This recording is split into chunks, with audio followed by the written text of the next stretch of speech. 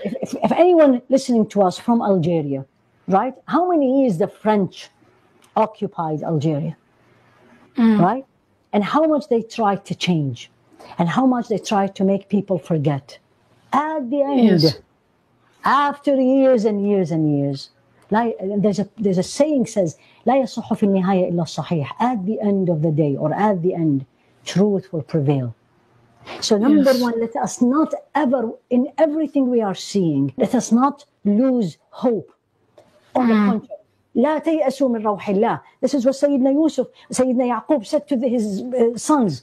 Don't despair from the mercy, loving mercy of Allah subhanahu wa ta'ala. What is my duty in front of Allah? And you, Ya Fatima, and everyone listening to us.